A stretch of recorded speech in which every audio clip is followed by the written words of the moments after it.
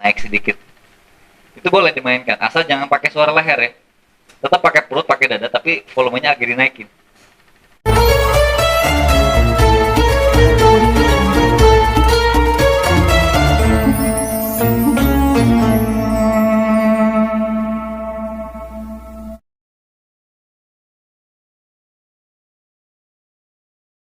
Naik sedikit. Itu boleh dimainkan, asal jangan pakai suara leher ya. Tetap pakai perut, pakai dada, tapi volumenya agak dinaikin. Volume. Tahu kan volumenya? Digedein suaranya. Gedein suaranya. Intonasinya tadi dimainkan. Kelihatan? Hidup. Nyala, hidup. Nyala, hidup. Kelihatan? Kelihatan? Lagi mainin intonasinya. Sehingga berasa. Ininya ikut kerasa kan? Berasa. Jeda, jangan terlalu setiap potongan-potongan kata demi kata, kalimat menuju kalimat baru, ya. Cerita yang masa lalu. Assalamualaikum warahmatullahi wabarakatuh. Bismillahirrahmanirrahim. Di sini Nisa mau cerita tentang pengalaman Nisa yang pernah kecanduan drakor. Atau singkatan dari drama Korea. Jadi waktu itu tuh Nisa pernah seharian gak tidur cuman demi namatin drakor itu. Karena kalau misalkan kita udah nonton episode 1, kita bakal kepikiran terus. Jadi pengen nonton terus sampai sholat aja kepikiran filmnya gitu. Saking kecanduannya banget. Dan itu tuh ibu nggak tahu, jadi diem-diem gitu nontonnya. Sampai waktu pagi-pagi saking pengen nontonnya, akhirnya nonton pagi, kan biasanya nontonnya malam.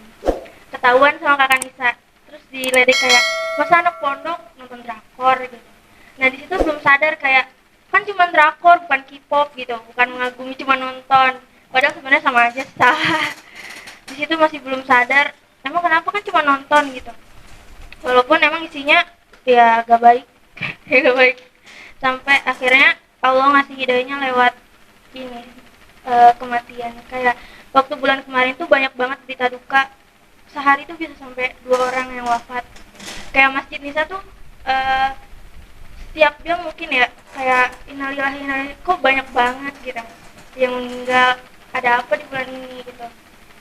Sampai akhirnya ada tetangga Nisa yang meninggal, terus tetangganya bilang gini, loh kemarin baru aja nyate bareng kok paginya udah nggak ada. Di situ baru kayak, oh iya, jadi ajal tuh nggak nunggu kita jadi untuk apa, nggak menunggu kita baik gitu. Ajal tuh datang kapan aja. Di situ bisa langsung kayak dapet hidayah. Nauzubillahi min dzalik, dimana nanti kalau misalkan lagi nonton drakor terus iya gitu maksudnya, lagi nonton drakor enak-enak tahunya dicabut yang lainnya gitu. Itu aku mikir ketakutan banget hari itu tuh, kayak ya Allah ya takut banget gitu. Karena emang sebulan ada terus yang meninggal, hampir 3 atau bisa lebih, nggak tahu di tempat yang lain gimana, cuman di Indonesia kayak gitu. Nah hidayahnya tuh dari situ, jadi kayak langsung oh iya juga ya gitu. Ajal tuh nggak ada yang tahu, siapa tahu kita lagi berbuat yang nggak baik tiba-tiba langsung wafat, kan nggak ada yang tahu. Karena kan apa ya,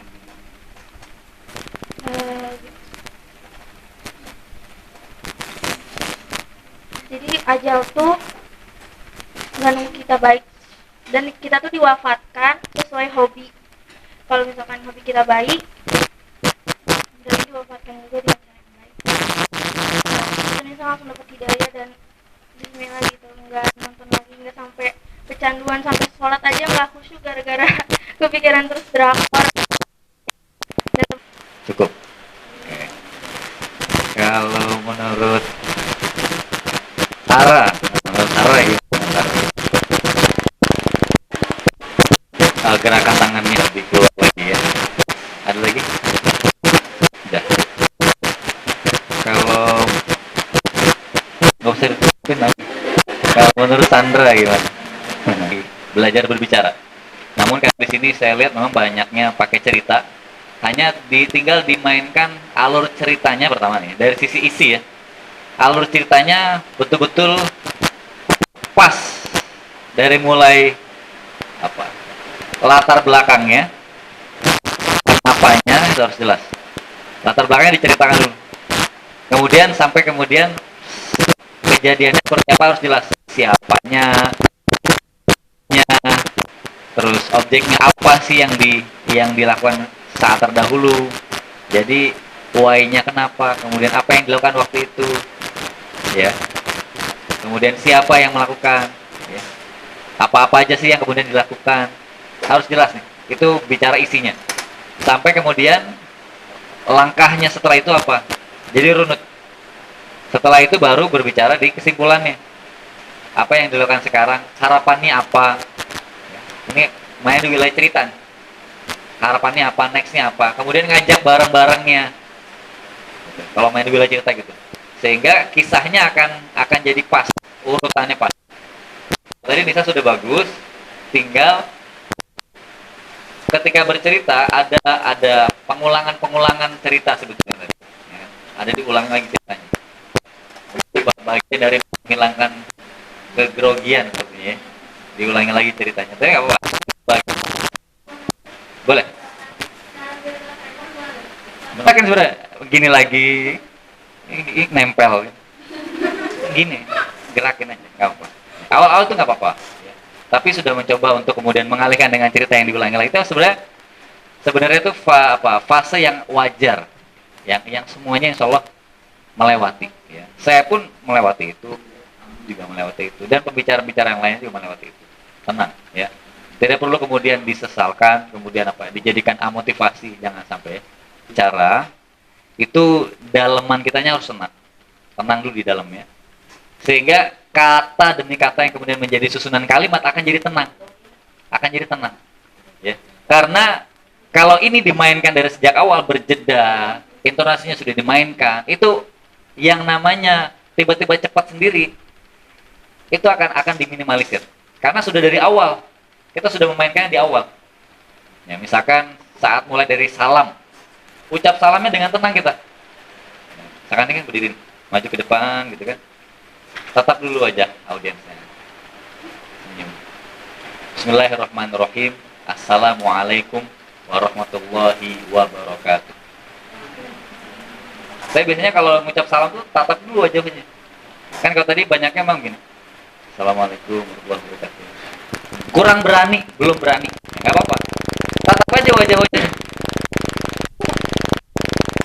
Ditatap satu persatu, mengucap salam. Kan kita mau mengucapkan salam ke semua yang ada di sini kan?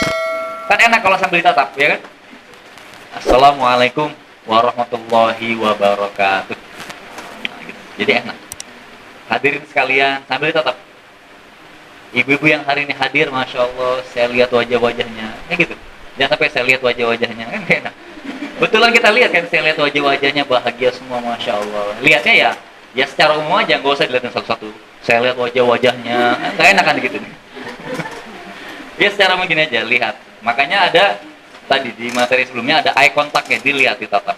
Ngelihatnya nggak usah sampai kelamaan, ya, gini aja, selewat, sampai kelewat semua. Tuh, untuk menghindari itu ya, sehingga nyaman.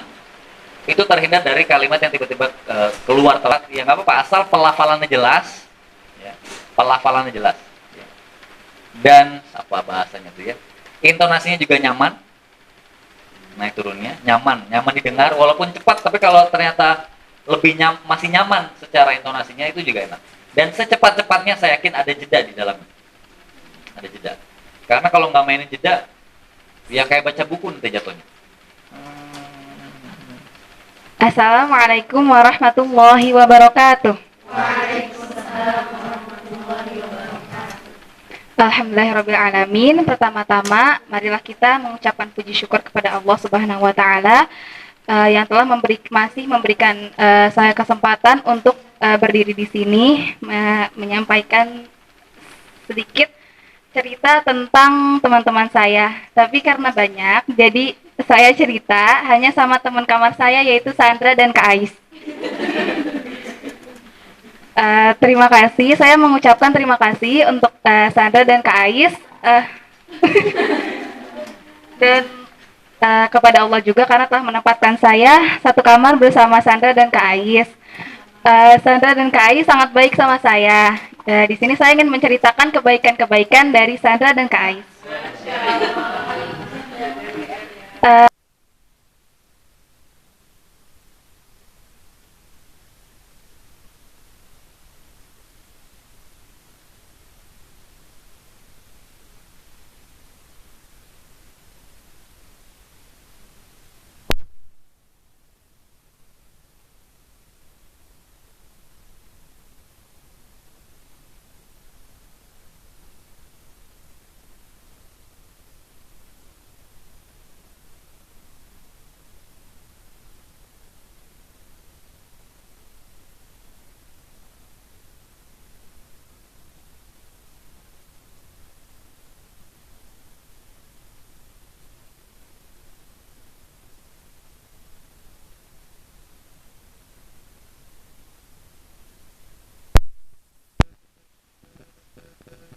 Terima kasih banyak juga buat teman-teman semuanya.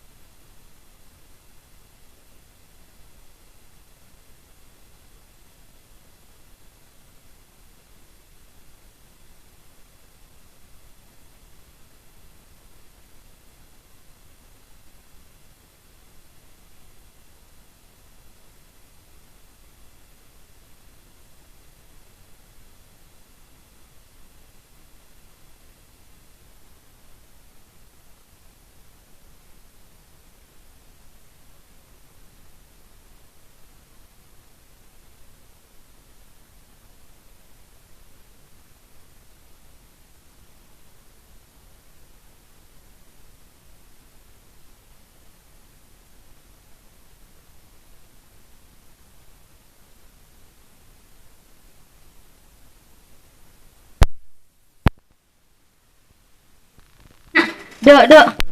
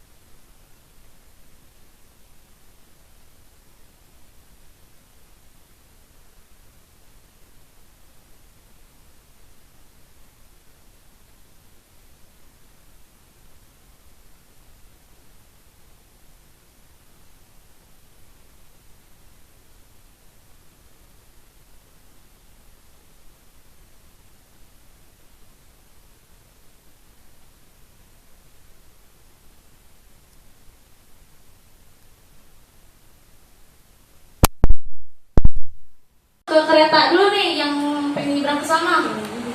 Sandanya nyangkut gitu, asal kegedean. Sandra nyangkut kan ngeri ya kalau misalkan ketutup gitu, kelihatannya gimana ini baliknya nanti kan. Ya udah tuh Sandra udah bisa, kaget lah kayak, oh ya Allah kaget banget ini naik kereta sendirian. Gak bisa, pokoknya deh gak bisa. Gitu, jadi Sandra masih deg-degan itu. Jadi kalau pulang dari sini ke Bekasi, doa yang nganterin gitu. Kasih minumnya. Nah Sandra tuh gak enak sama doa tuh kan. Lah kok doa kasihan nih nganterin mulu.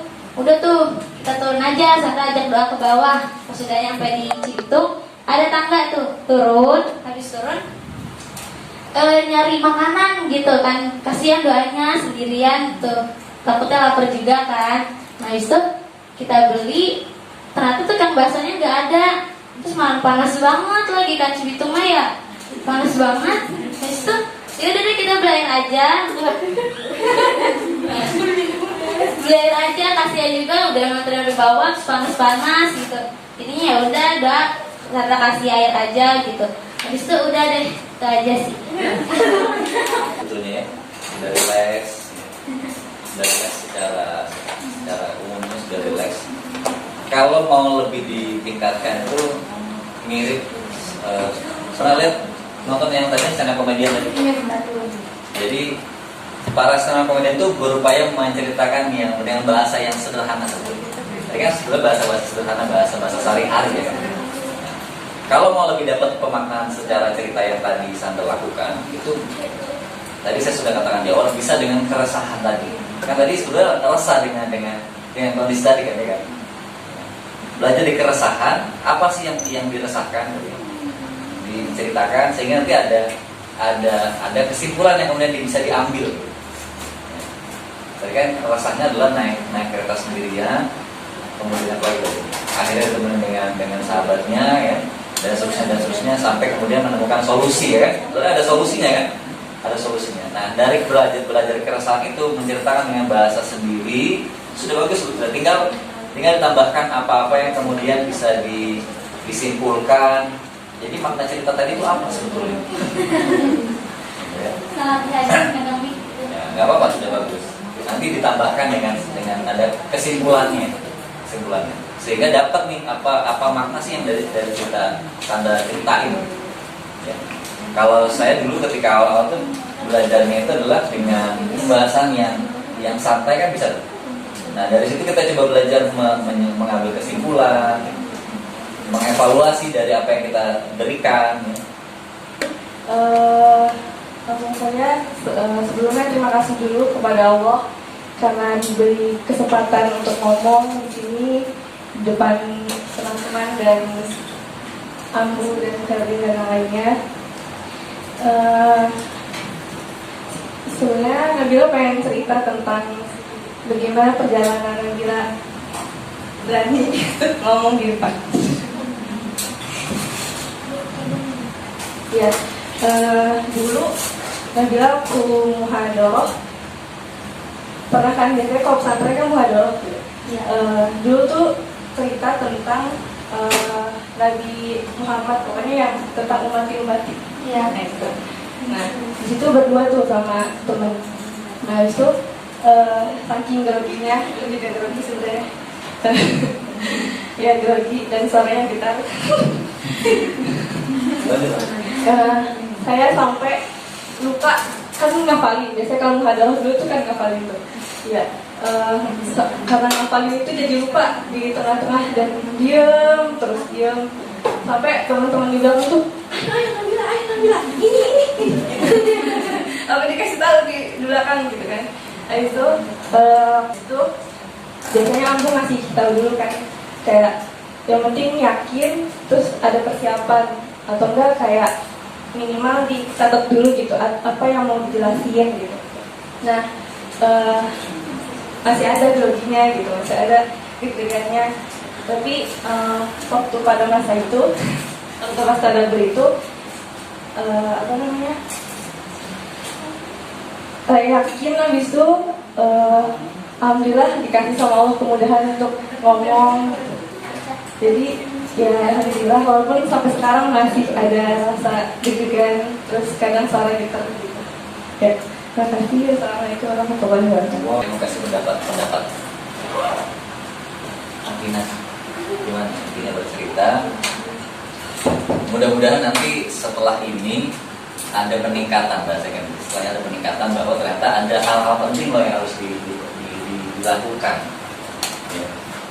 Sehingga apa yang ingin kita transfer ya, itu masuk.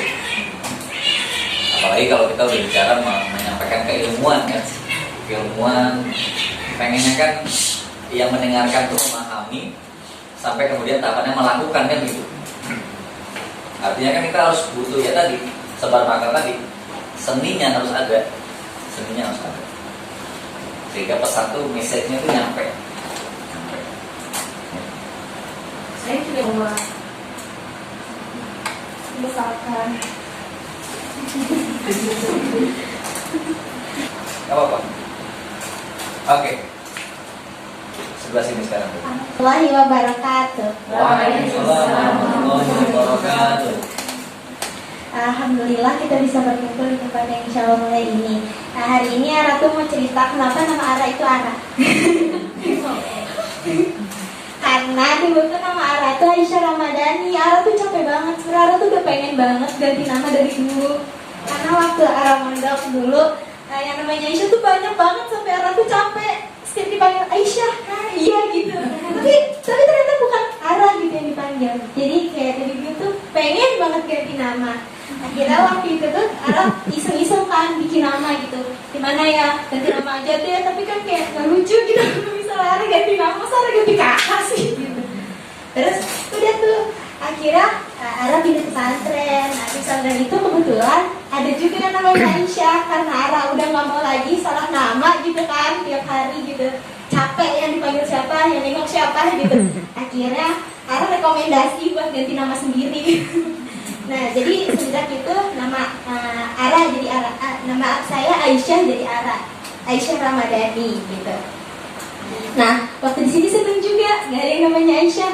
Nah waktu itu kak doa manggil Sandra, Ra kan Ara nengok, iya kan kenapa gitu, bukan kamu Sandra. Ara kayak berpikir untuk ganti nama lagi gitu. Tapi Ara juga kayak, aduh kalau ganti nama siapa nih? Kayak gak lucu banget kalau aku ganti nama lagi gitu. Jadi mungkin aku berpikir untuk mensyukurinya aja sekarang. Jadi itu aja, cukup sekian dari saya. Maaf kalau ada kata yang salah. Wassalamualaikum warahmatullahi wabarakatuh.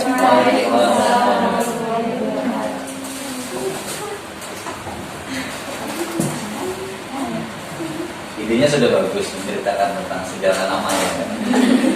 Sejarah nama. Jadi ada lagi-lagi yang diceritakan tuh berawal dari kegelisahan. Kayaknya kegelisahan tentang namanya kan? Kegelisahan tentang namanya. Tadi kegelisahan tentang bagaimana bisa sampai percaya diri kan? Kegelisahan tentang apa lagi tadi? Kegelisahan tentang naik kereta apa sih namanya? Nah, ini dengan Sandra ya kan? Mau berdua. Tadi kesimpulan dari Ara ya, mensyukuri apa yang kemudian diberikan kan gitu. Nanti bahaya kalau misalnya berada di sini banyak yang panggil Rara, bingung. Tidak apa-apa ya. Baik, sudah bagus tadi Ara, ya, penjiwaannya, pengekspresiannya sehingga keluar dan juga terhibur tadi, terhibur untuk kemudian pengen tahu. Saya juga dari tadi penasaran pengen tahu kelanjutnya apa nih. Oh ternyata ada rak berikutnya kan. Saya juga lagi nungguin kira-kira ada yang sama lagi nggak kan? Oh iya kan kalau membuat konten kan mungkin tantangan tersendiri isi karena itu kan hal yang berbeda dengan yang diajarkan tadi. Ya, artinya itu bahasanya adalah isi kontennya, isi materinya apa sih? Ya, mulai dari subjek, predikat, objeknya apa yang kita jelaskan. Kemudian ada kalau bahasa seremonial itu ada punchline-nya yang pengen diangkat sama para serem. Kapannya? Mungkin pas nantinya. Nanti teman-teman sekalian, ini kan menceritakan yang belum terjadi sebenarnya. Boleh ya? Menceritakan rencana itu boleh juga. Jadi teman-teman, siang hari ini saya diberikan kesempatan untuk menceritakan apa-apa yang saya sudah rencanakan. Salam semoga dan adik kakak yang mempunyai ayah yang pandai berbicara. Akan tetapi dia gagap dalam berbicara.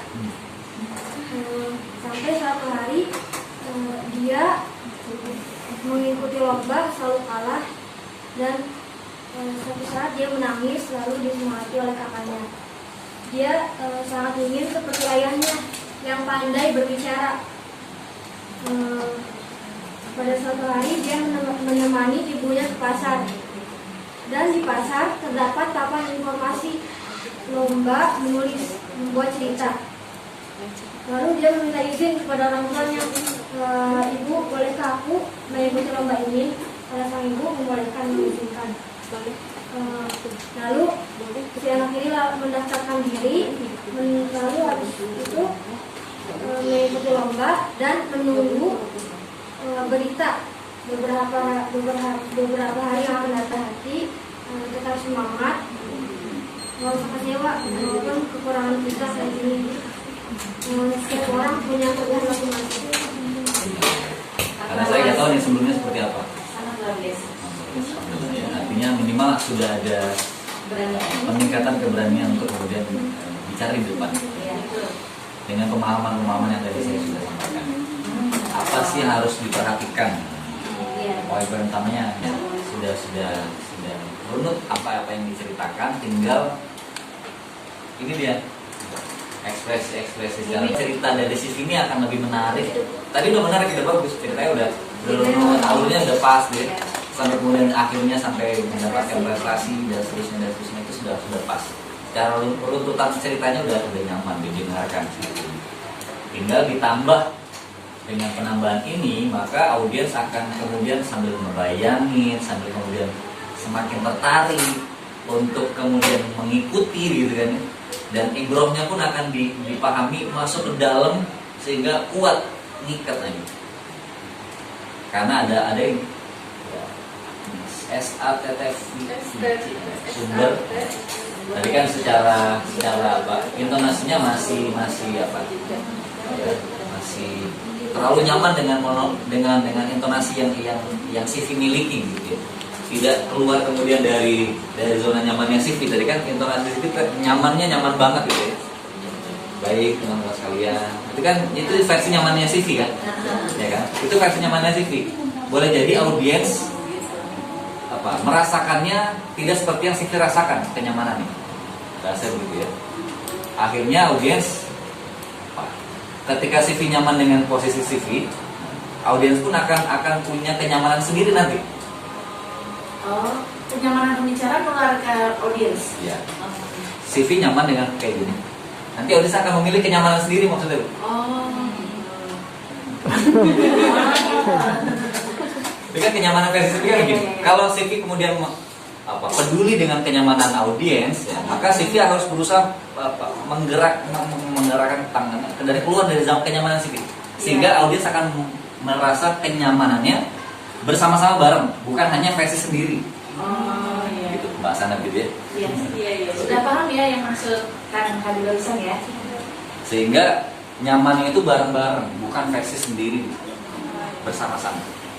Semuanya kalau perlu satu frekuensi, nyaman bareng-bareng. Ikut dengan alur apa yang disampaikan.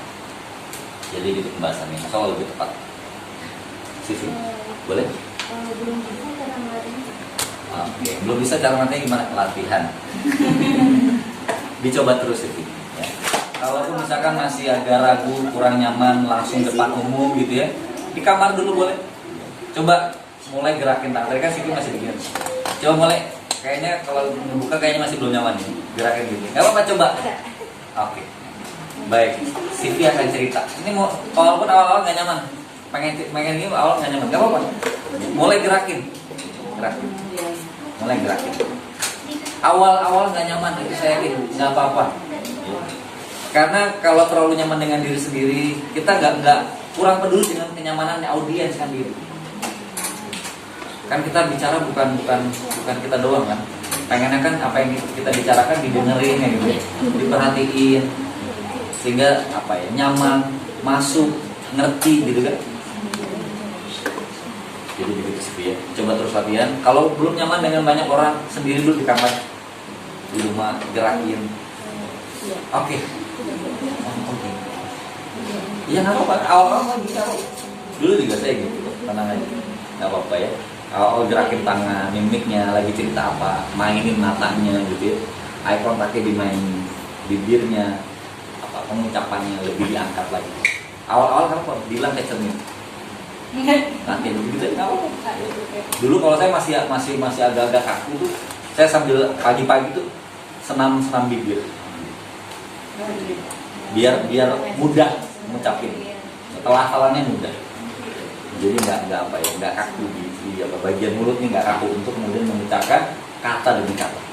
Lagi kadang-kadang kan suka tertumpuk ya Iya. ucapan itu, misalnya kalau misalnya kita mengucapkan satu kata, tapi kadang-kadang cepat, jadi kadang-kadang misalnya ngomong apa ya, jadi numpuk gitu. Itu bagaimana tipsnya supaya kita dalam berbicara itu satu kata yang kita ucapkan, jadi tidak numpuk, Oke. cepat gitu. Misalnya jadi mau ngomong apa misalnya ya, misalnya sebisanya, jadi cepat, jadi sehingga audiens mendengar ini ngomong apa yang nggak jelas gitu. Jadi artikulasi ya kembali Ya, di gitu. sini.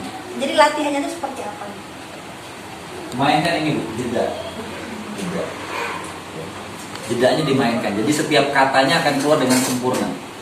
Dan pengucapan bibir, mulut membuka ini akan berpengaruh. Mulut membuka akan berpengaruh. Karena kata yang terucapkan kalau mulut ini tidak terlalu terbuka, maka biasanya apa ya? Lidah ini akan apa bahasanya?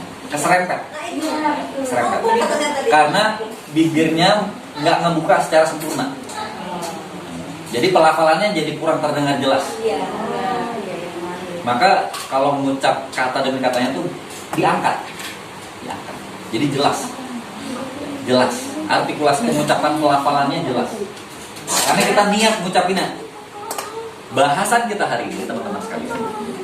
Kalau nggak keluar mulutnya nggak ngangkat nih, lidahnya biasanya keserempet. Buka. Ada latihan? Latihannya kalau saya biasanya yaitu senam buka mulut, terus kemudian mengucapkan kalimat demi kalimatnya, ngebuka mulutnya, kemudian diucapkan dari ngebaca. Kalau sekarang istilahnya apa ya? Read aloud, read aloud atau ya read aloud? Ya, baca Baca keras. Nah, bisa latihan dengan kayak gitu. Walaupun misalkan saya lagi baca buku ya, kemudian saya baca, keluarin suaranya, padahal nggak ada yang dengerin. Iya. Jadi latihan, jadi kita Latihan, bisa ya. dengan membaca buku dengan suara keras. Dengan suara keras. Itu akan melatih, minimal kan gak ada yang dengerin, kita latihan diri sendiri dulu. Sehingga bibir kita nih terbiasa ngebuka. Ya. Kalau mau dengan pasangan, kalau saya biasanya setiap hari Jumat tuh pada subuh ya, jam 5:30 sebelum anak pada bangun tuh, saya dengan istri gitu ya, face to face. Saya bacain sesuatu, kemudian istri dengerin. Kemudian kita bahas di situ. Saya bahas satu kitab, kita bahas di situ sampai kemudian anak bangun ya. Setelah aktivitas pada subuh, saya juga dari pulang, kemudian ada aktivitas setelahnya. Istri juga sudah beres, di situ saya satu pekan sekali. Sebulan sekali. Nah, itu fungsinya apa? Untuk melatih di depan gitu ya. Kemudian apa? Evaluasi apa? Kemudian ngebaca, read aloud. Dia juga paham apa yang kita sampaikan. Kesimpulan-kesimpulan apa? Biasanya saya tambahin pembahasan tentang anak-anak, evaluasi anak apa. Kan saya sebagai kepala sekolah kan gitu di rumah ya, harus monitoring. Ini biasanya pembahasan parenting kalau di sini. Iya. Ada diskusi pekanan. Boleh. Berarti jadikan setiap ngobrol sama orang itu kita anggap latihannya. Ya latihan. Ada pelafalannya, ada ucapan-ucapan. Latihan dijelaskan setiap ngomong. Jadi kadang ketika saya dengan istri tuh, gimana paham nggak? Kan enak kan kita nanyanya, gimana paham nggak yang tadi saya jelasin? Evaluasinya jadi enak langsung. Oh ternyata kurangnya di sini. Kan kalau di audisi ini kan evaluasinya kan gak enak. Gimana tadi pembahasan kita? Enak gak pembahasan saya? Kan gak enak kalau nanya ke audisi. Karena kan dengan di rumah kan gitu. Oh kamu gini, kurang gini. Lebih nyaman kalau dengan yang ada di rumah kan. Seperti itu. Kayaknya sudah azan ya? Iya. Kita sholat dulu. Tadi kan masih ada yang Nah, tadi saya sedip ya. Muhammad memang tadi mencoba menenangkan dirinya dengan mengangkat tangan gitu. Kemudian gerak-gerak tanda ciri-ciri sedang nggak tenang gitu. Maka di sini ada waktu sebetulnya buat menenangkan diri sambil duduk, sambil menunggu giliran. Ya sekarang lah waktunya untuk menenangkan. Kalau di depan udah bukan waktu menenangkan lagi. Sekarang nggak sambil menenangkan dulu. Ya Allah, Bismillahirrahmanirrahim. Ketika saya berdiri, engkau tenangkan. Kalau di depan udah bukan waktunya lagi. Di depan udah Bismillah, udah tenang. Siap tempur. Siap tempur ya gitu bahasanya. Jadi seperti itu. Ada lagi yang berikutnya yang mau setelah Muhammad? Oh, silakan. Atina. Mau bicara apa nih sekarang? Mau cerita tentang sejarah Imam Ibnu Jazari. Sejarahnya? Imam Ibnu Jazari. Oke, silakan. Bismillahirrahmanirrahim. Assalamualaikum warahmatullahi wabarakatuh. Waalaikumsalam warahmatullahi wabarakatuh. Perkenalkan, nama saya Atina Nisaul Rahmaniyah, biasa dipanggil Atina. Mohon maaf kalau semisal saya bercerita kurang lengkap karena saya juga lupa ingat. Lucu ya. Jadi Imam Ibnu Jazari itu beliau adalah seorang ulama tajwid yang tersohor, bahkan jadi apa ya, kitabnya itu jadi rujukan semua tajwid. Jadi beliau itu punya nama panjang tapi saya lupa namanya apa. Jadi Imam Ibnu Jazari itu diambil dari tempat beliau, daerah beliau. Jadi kenapa ulama terdahulu itu pakai nama daerah beliau? Karena agar sekaligus mengharumkan nama daerah tersebut. Nah, ini kisah dulu beliau. Jadi ayah Imam Ibnu Jazari itu divonis mandul. Akhirnya beliau di tahun 750 Hijriah beliau berangkat haji. Dan akhirnya beliau meminum air Zam-Zam. Kan kata Rasulullah kalau minum air Zam-Zam itu sesuai dengan niat yang meminumnya. Akhirnya beliau berdoa ketika meminum air Zam-Zam ini, ya Allah beri saya keturunan yang soleh. Akhirnya beliau kembali lagi ke Syam, ke tempat beliau, dan gak lama dari itu istrinya hamil. Dan tepat di 25 Ramadan setelah sholat tarawih ibunya melahirkan Imam Ibnu Jazari. Dan di umur 13 tahun Imam Ibnu Jazari sudah hafal 30 juz.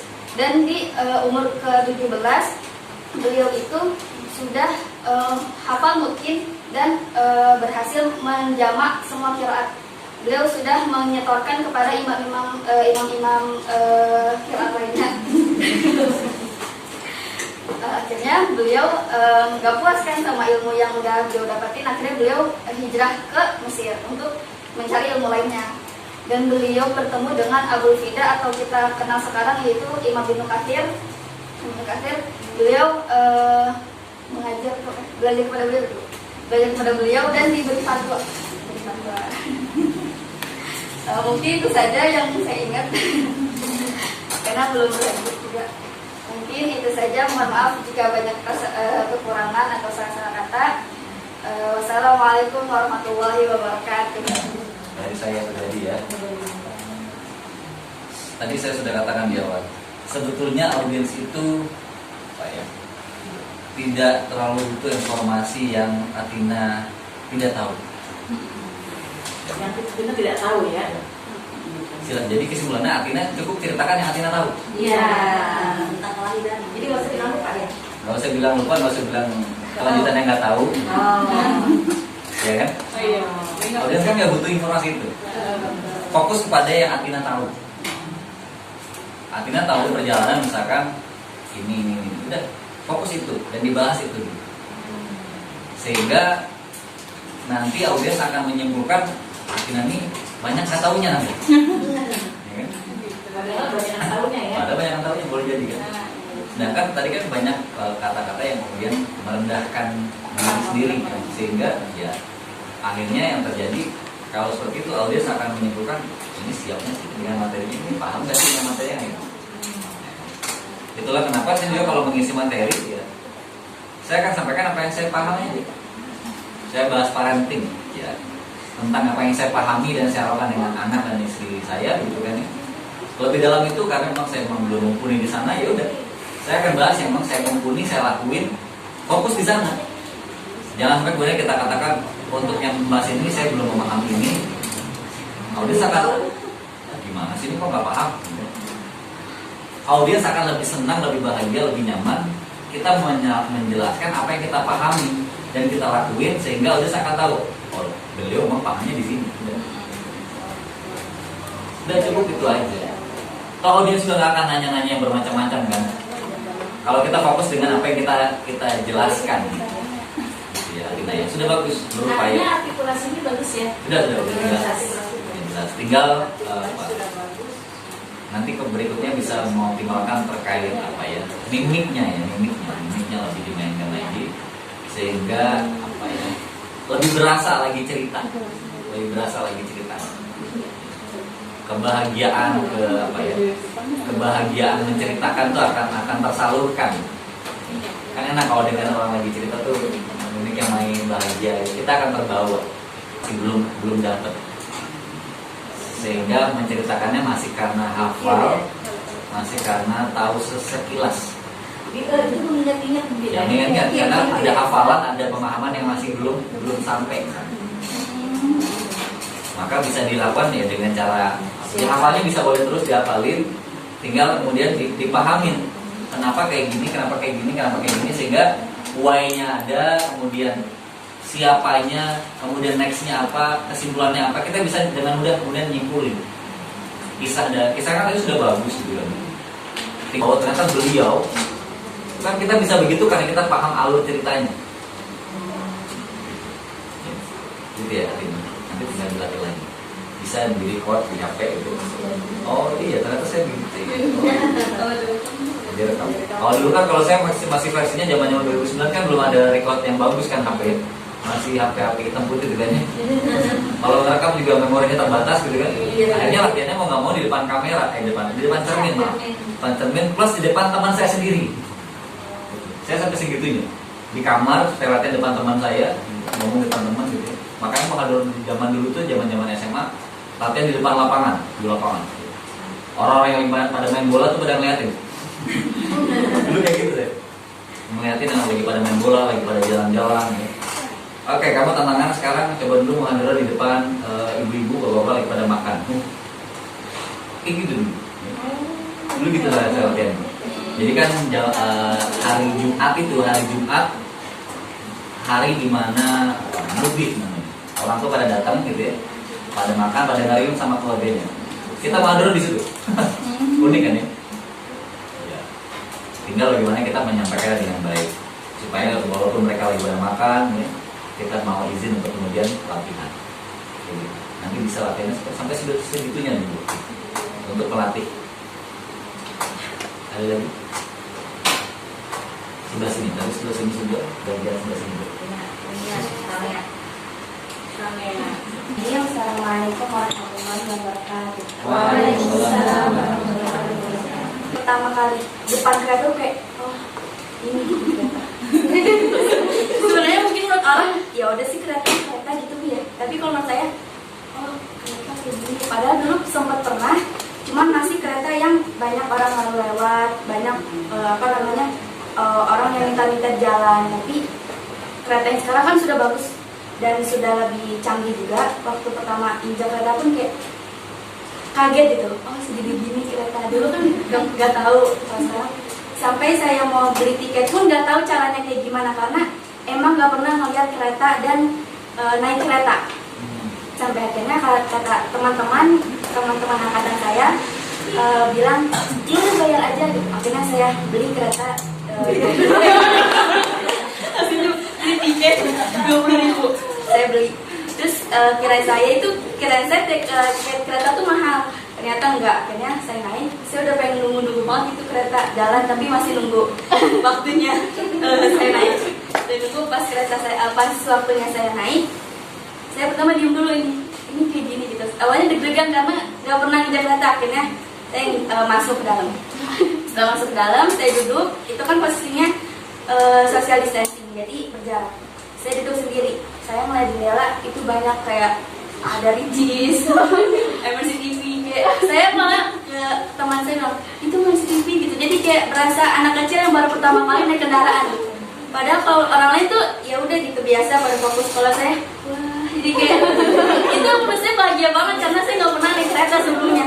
Jadi kalau menurut saya itu kayak ini pengalaman yang bahagia karena sebelumnya kalau saya izin main pun nggak pernah. Jadi ini pengalaman yang luar biasa. walaupun saya melihat menara itu tuh kayak kalau lihat di video-video tuh kayak pengen kesini gitu, sampai kayak pengen lihat bundaran HI itu belum pernah gitu, sampai di kereta ngeliat oh kayak gini gitu, gedung-gedung yang besar, sampai akhirnya pas turun itu tujuan kita ke Kotu, pas saya di sana kayak telingok aja ini, jadi kayak merasa tuh nggak pernah nginjak tanah gitu. Mungkin itu saja pengalaman yang saya bisa sampaikan. Yang lagi mau dimakan. Wassalamualaikum warahmatullahi wabarakatuh. Mimiknya udah tahu. Jadi udah makronya udah tahu. Oh, menurut sahabat-sahabatnya gimana? Oh.